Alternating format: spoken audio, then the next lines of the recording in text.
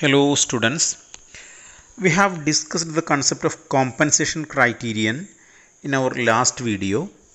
According to the compensation principle, a change is an improvement if the gainers of the change is able to compensate the losers. A contradiction in this Kaldor-Hicks compensation principle was pointed out by the economist Tibor Sitorsky, and it is known as Sitorsky paradox. In this video, we are going to explain the concept Sitorsky paradox. According to compensation principle, a social change or economic change is justifiable if the gainer of the change is able to compensate the loser. As per the Sitorsky paradox, if a certain position is shown to be an improvement over another position on the basis of Kaldor-Hicks criterion, the reverse movement may also be a possibility to a better off position. In other words, movement from A to B is an improvement as per the compensation criterion. Then the reverse movement, that is movement from position B to A, also can be considered as an improvement. Two movements together can be considered as an improvement. Movement from A to B is an improvement. At the same time, movement from B to A is also can be considered as improvement. This contradiction was termed as Sitorsky paradox, which was developed by Tibor Sitorsky. For explaining Sitorsky paradox, we need to draw two utility possibility from here. For the same, we have taken A's utility on x-axis and B's utility on y-axis. We have an initial utility possibility from here, CD, and at present we are having a point on CD. After a particular social change, this utility possibility frontier becomes EF. That means initial utility possibility frontier was CD, and after the socio-economic change, after the change, we have got a new utility possibility frontier, that is EF. Suppose at the initial stage the condition was at point G, where the economy is having certain amount of utility, individual A is having certain amount of utility and B is also having another amount of utility, and after the change the economy has moved to a position like H. That means movement happened from G to H. This movement from G to H can be considered as an improvement if it is possible to move point H to point K after compensation process. We have already said that through compensation it is possible for us to move through the utility possibility frontiers, and at present movement from G to H can be considered as an improvement if we are able to move H to K after the process of compensation. As per the concept of Pareto optimality itself, we know that movement from G to K is an improvement in welfare, because as the economy moves from G to K, there is an improvement in welfare of both the individuals, individual A and individual B. Therefore, automatically there is an increase in welfare. Similarly, movement from G to H also can be considered as an improvement in welfare, because after compensation it is possible for us to move point H to K. Therefore, movement from G to H also can be supported because it increases social welfare as per compensation principle, as it is possible for us to move from H to K after compensation. Now we are considering the reverse movement, that is the movement from H to G. Suppose if the economy move from H to G, that can be considered as an improvement if we are able to compensate and the economy can be moved from G to L. We know that as per Pareto optimality condition itself, the movement from H to L is an improvement in social welfare because it increases welfare. It increases welfare of both the individuals, individual A and individual B. Movement from H to L can be supported. In the same manner, the movement from H to G also can be supported because it increases the welfare of the society, because through compensation it is possible for us to move from G to L. Now we consider these two changes together. Initially the economy moved from G to H. That can be considered as an improvement or increase in welfare because we are able to move from G to H, and after compensation it is possible for us to move from GH to K.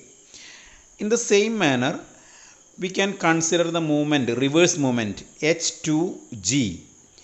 That also increases social welfare because it is possible for us to move from H to G, and G can be converted to L after compensation.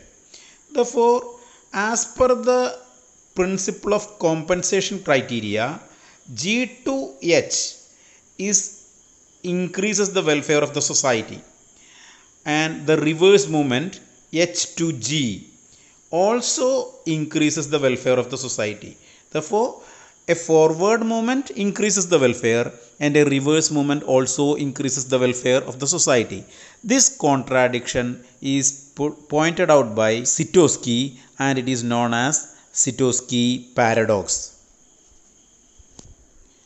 Thus, Sitorsky paradox is the problem associated with the Kaldor-Hicks criterion, which leads to contradiction and inconsistent results.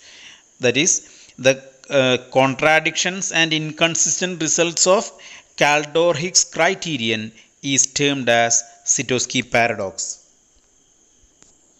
The solution to this Sitorsky paradox is Sitorsky double criterion. Now we are going to explain the Sitorsky double criterion. Sitorsky published his double criterion in an article, namely a note on welfare propositions in economics, in the Review of Economic Studies in 1941. Basically, Sitorsky's double criterion involves two tests. If these two tests are satisfied, the problem of Sitorsky paradox will never happen. These tests are, the first one is the fulfillment of Kaldor-Hicks test, and second one is the non-fulfillment of reversal test. Through this Sitorsky double criterion, Sitorsky pointed out that due to a change in economic situation, the welfare of an individual will increase only if the gainers can compensate the losers into accepting the given change, and at the same time the losers cannot bribe the gainers for voting against the change.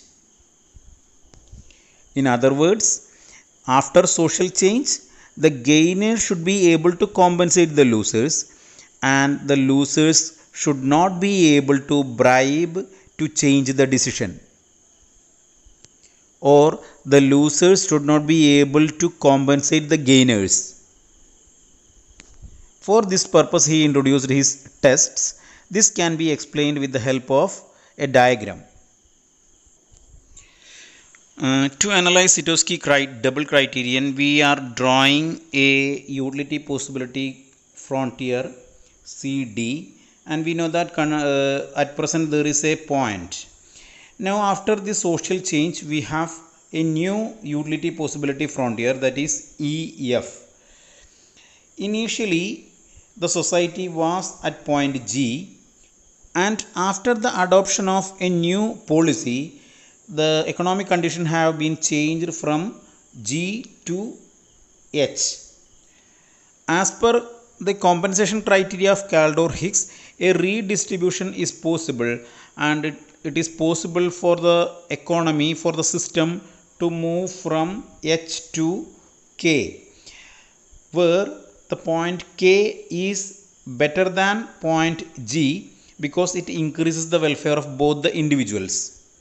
Therefore, movement from G to H leads to an improvement in social welfare, and therefore we can support it as per the compensation criterion, because it is possible for us to move from H to K as per compensation principle. Therefore, movement from G to H can be supported.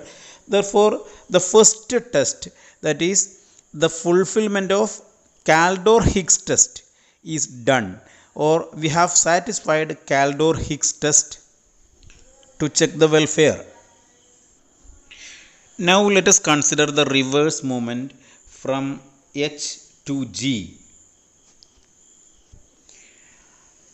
This is clear that any redistribution after the movement from H to G will result in an improvement in social welfare, or any redistribution in the present condition, that is at present we are having CD, and any redistribution with CD utility possibility frontier, it is not possible to find a point which is better than point G.